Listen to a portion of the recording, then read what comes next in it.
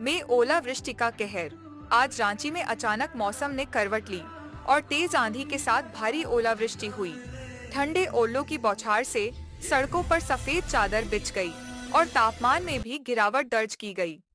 लोग इस अचानक बदले मौसम से हैरान रह गए।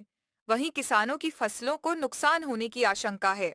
आपके इलाके में भी ओले गिरे क्या? कमेंट में बताइए। थंडरस्टॉर्म